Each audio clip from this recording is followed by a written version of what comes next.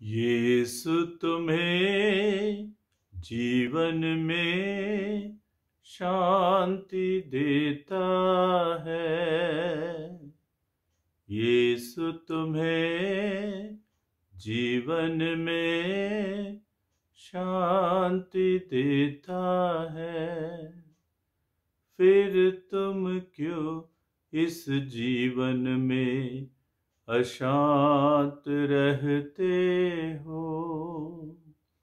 फिर तुम क्यों इस जीवन में अशांत रहते हो? प्रिय भाइयों तथा बहनों, जैसे ही आज का दिन हम शुरू करते हैं, हम प्रभु को धन्यवाद दें इस दिन के लिए जो प्रभु ने हमें प्रदान किया है। प्रभु की आशीषों के लिए, कृपाओं के लिए प्रार्थना करें और प्रभु से यही कहें कि हमें संभालें ताकि हम गिर ना जाएं, भटक ना जाएं, लेकिन प्रभु की राहों पर एक परिवार के रूप में चलते रहें। आज हम लोग विशेष रूप से अपने परिवारों को प्रभु के चरणों में समर्पित करें। बहुत से लोग टूट चुके हैं, बहुत से परिवार टूट चुके हैं, बहुत परिवार जो है एक दूसरे के साथ बातचीत नहीं करते हैं। जो सदस्य हैं परिवार के एक दूसरे को प्रेम नहीं करते हैं, प्यार नहीं करते हैं, एक दूसरे को समझते नहीं हैं, एक दूसरे को क्षमा नहीं करते हैं। और क्षमा का बहुत ही बड़ा रोल है, बहुत ही गहरा रोल है इस परिवार को आगे चलाने के लिए। इसलिए परिवार हमारे लिए एक महत्वपूर्ण जगह है जहां हम एक दूसरे को जानते हैं, एक दूसरे को पहचानते हैं, एक दूसरे की सहायता करते हैं और एक दूसरे को क्षमा करते हुए हम अपने जीवन में आगे बढ़ जाते हैं। आज परिवारों को विशेष रूप से प्रभु के चरणों में समर्पित करें और अपने परिवार को विशेष रूप से प्रभु के चरणों में हम लोग समर्पित करें। एक दूसरे को क्षमा करें, एक दूसरे को प्रेम करें। प्रभु कहते हैं कि एक दूसरे से प्यार करें जैसे मैंने तुम्हें प्यार किया है। परिवार में भी ऐसा ही होना चाहिए कि हम एक दूसरे को प्रेम करें जैसे प्रभु ने हमें किया है, और हम एक दूसरे को प्रेम करें जैसे हम अपने आप को प्रेम करते हैं। और हम एक दूसरे के लिए अपने हृदय को खोलें। जब हम अपने हृदय को दूसरों के लिए खोलते हैं तो हम अपने जीवन में दूसरों को स्थान देते हैं। और आइए वह स्थान दूसरों को अपने जीवन में दें जो उनके लिए है।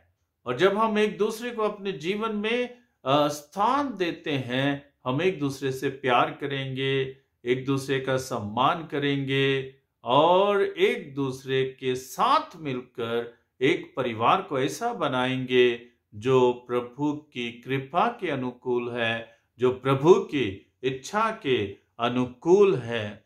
और इसलिए हम एक दूसरे से कुछ भी ना छिपाएं। यही ख्रिस्तीय शिक्षा है कि एक दूसरे के साथ सहभागी हो जाएं, लेकिन कुछ भी ना छिपाएं।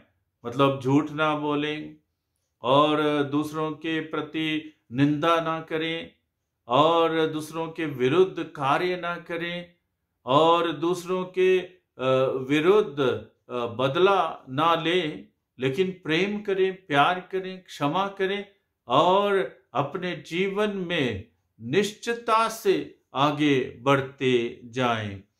तो ख्रिस्तीय सार यही है कि हम एक दूसरे से प्रेम करें। और जब हम लोग प्रेम करते हैं, क्षमा करते हैं, अपने जीवन में हम आनंद प्राप्त करते हैं, हम आनंदित हो जाते हैं। और जब हम आनंदित होते हैं, खुश होते हैं, तो इसका मतलब है कि हमारे परिवार में जीवन का प्रवाह है और हम जीवित हैं।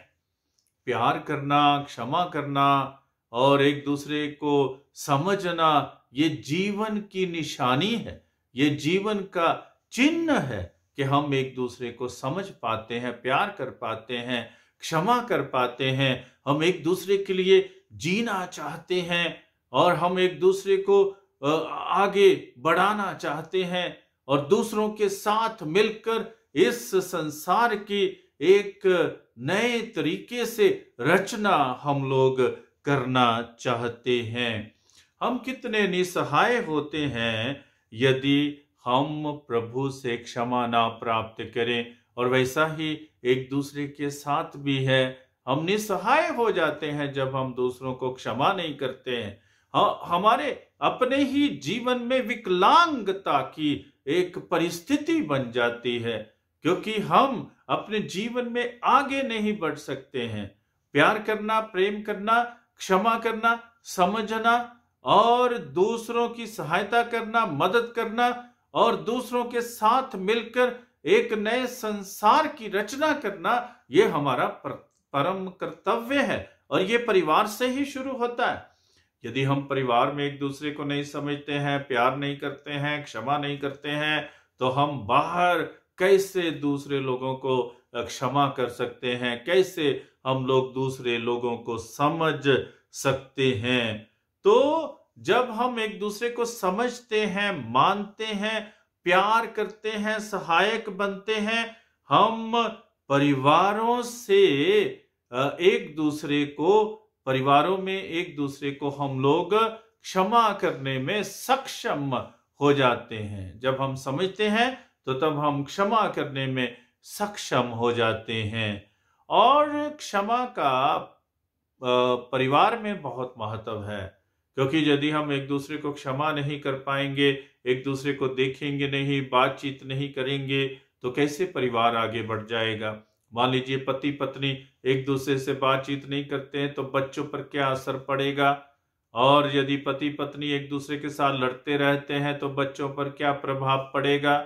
यदि पति पत्नी एक दूसरे के साथ गाली गलौज करते रहते हैं तो क्या बच्चे भी एक अच्छा चरित्र बना पाएंगे।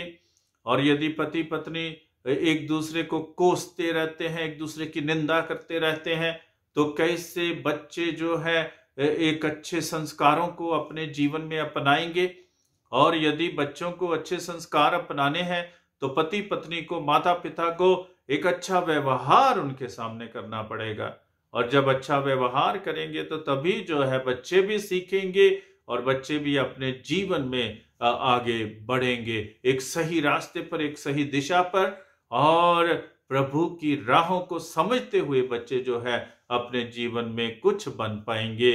लेकिन जब माता पिता या पति पत्नी बच्चों के सामने गलत व्यवहार करते हैं और दुर्व्यवहार करते हैं तो बच्चे भी वैसा ही अपने जीवन में करेंगे। इसलिए सकारात्मक शक्ति को, ताकत को, ऊर्जा को अपने जीवन में पैदा करें।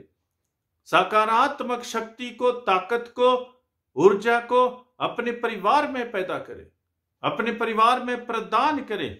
एक दूसरे के लिए ऊर्जा का साधन बने, एक दूसरे के लिए ताकत का स्रोत बने, शक्ति बने, ताकि परिवार में सब कोई आगे बढ़ता जाए और एक अच्छा जीवन व्यतीत करे।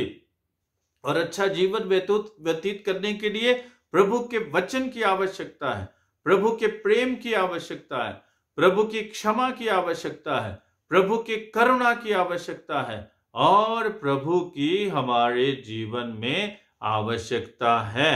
इसलिए हम एक दूसरे के प्रति सौहार्दपूर्ण व्यवहार करते हुए प्रभु को अपने जीवन में अपनाएं और प्रभु के साथ साथ एक नए परिवार की संरचना हम लोग कर सके। सूक्ति ग्रंथ में 17 अध्याय 17 वाक्य में लिखा है, मित्र सब समय प्रेम निभाता है, भाई विपत्ति के दिन के लिए जन्म लेता है। हालेलुया। निर्गमन ग्रंथ 20 अध्याय 12 वाक्य में हम पढ़ते हैं, अपने माता पिता का आदर करो जिससे तुम बहुत दिनों तक उस भूमि पर जीते रहो जिससे तुम्हारा प्रभु ईश्वर तुम्हें प्रदान करेगा। हालेलुया। अफेसियों के नाम पत्र 6 अध्याय 4 वाक्य में हम पढ़ते हैं, पिता अपने बच्चों को खिजाया नहीं करे, बल्कि प्रभु के अनुरूप शिक्षा और उपदेश द्वारा उनका पालन पोषण करे। हालेलुया। स्तोत्र ग्रंथ 133 एक वाक्य में हम पढ़ते हो, भाइयों का एक साथ रहना कितना भला है, कितना सुखद है। योहन के पहले पत्र में 4 अध्याय और 20 वाक्य में पढ़ते, यदि कोई ये कहता है कि मैं ईश्वर को प्यार करता हूं और वह अपने भाई से बैर करता है, तो वह झूठा है। हालेलुया। सूक्ति ग्रंथ 17 अध्याय 6 वाक्य में हम पढ़ते हैं, नाती पोते बूढ़ों के मुकुट हैं और पिता पुत्रों की शोभा है।